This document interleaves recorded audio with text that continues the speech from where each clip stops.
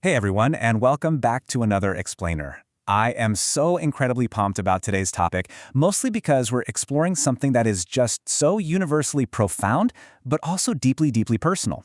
Today, we're going to unpack the deeply fascinating emotional dynamics of parent-child relationships, and we're specifically looking at a concept known as lunar bonds. If you have ever felt that the connection you have with your child, or hey, maybe even a parent, is so intense that it's kind of hard to tell exactly where one person's emotions end and the other's begin, well, you are in exactly the right place. We are going to completely decode the beautiful and honestly sometimes very complicated reality of nurturing without possession. So right off the bat, I want you to just sit with a really profound, almost uncomfortable question. When does deep love become possession? It's a super delicate topic, isn't it? Because love, especially a parent's love for a kid, is inherently supposed to be caring and fiercely protective. That's just nature. But there is this incredibly fine line, a really intense boundary, between genuinely caring for someone and unintentionally holding on way, way too tight.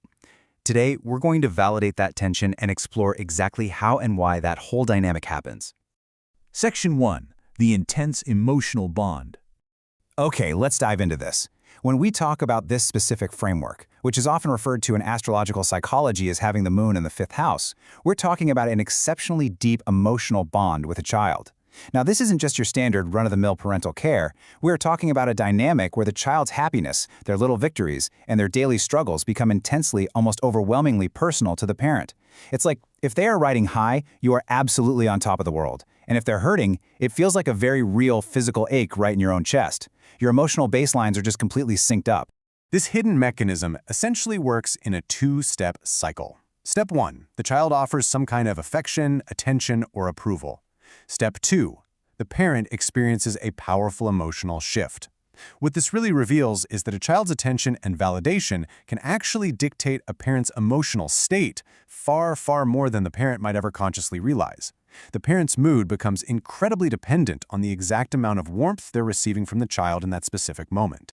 And you know, that dependency extends outward into the real world too. A child's achievements suddenly equate to the parent's personal significance.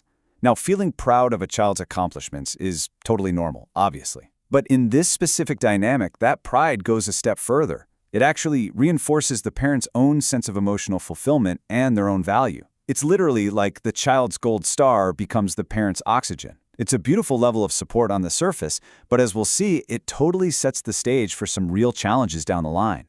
Section 2. The illusion of nurturing. And this brilliantly illustrates where things get super complicated. The incredibly fine line between emotional attachment and genuine nurturing. See, emotional attachment is really about seeking closeness primarily for your own personal emotional fulfillment. Genuine nurturing, on the flip side, is about fostering independent growth in the child without tying your own emotional stability to the outcome. And guys, it is so easy to confuse the two. It's incredibly easy for excessive expectations to just kind of hide behind the word care. When we say, "I just care about you so much," we sometimes deep down really mean, "I need you close so I feel okay." That confusion inevitably leads to friction between expected reality and natural reality. A parent might expect frequent communication, constant reassurance, and just unbroken closeness. But the natural reality is simply that the child grows up. They naturally begin creating a life, a routine, and a whole world of their own. The friction happens when the natural reality of growing up violently collides with the parent's expectation that the emotional closeness of childhood will just remain exactly the same forever. Section 3. The weight of expectations. When a child starts to gain some independence, they show small, totally normal signs of withdrawal. Maybe they cancel plans to hang out with a friend, or maybe there's reduced contact during a busy week, or honestly, just a natural emotional distance as they figure out who they actually are. But for the parent in a lunar bond, these are absolutely not seen as healthy signs of independence. Instead, they incorrectly trigger an outsized, massive feeling of unexpected sadness, distance, and emotional loss. The parent feels abandoned, even when the kid is literally just doing exactly what they are supposed to do, growing up. And here is the true emotional climax of this whole dynamic. Because of that outsized sadness coming from the parent, the child begins to feel responsible for protecting the parent's feelings. This places an incredibly heavy, totally unfair burden on the child. Instead of freely exploring their world, they're constantly monitoring the emotional harmony of the relationship, kind of shrinking themselves down or altering their natural path just to make sure the parent doesn't feel that sense of loss. Section 4. love without possession. Let's move to and see how this builds into the final phase. To break the cycle of possession, you have to completely change your lens. You have to stop seeing your child as who they were, meaning keeping them trapped in those old roles of dependency where they needed you for literally everything. Actually, scratch that. It's more like you must actively practice seeing them as who they are becoming, an entirely separate, independent individual. Letting go of old parental roles is challenging. It definitely involves some real grief, but it is absolutely necessary for the relationship to survive and thrive in a brand new form. Because when you do let go of those old roles, you make room for something so much better. The absolute strongest bonds are not built on dependency. No way.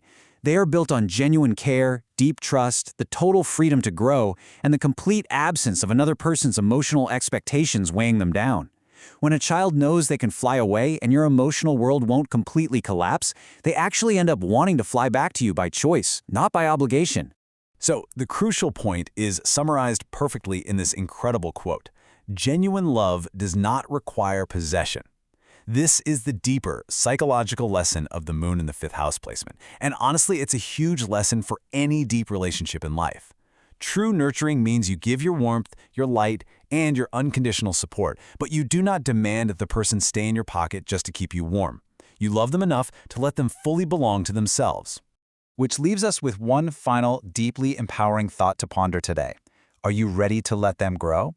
Releasing your grip doesn't mean you love them less. It actually means you love them enough to let them become exactly who they are meant to be. Thank you so much for joining me on this explainer. I really hope breaking this down helped illuminate these deep emotional dynamics for you today. Until next time, keep learning, keep growing, and most importantly, keep letting go.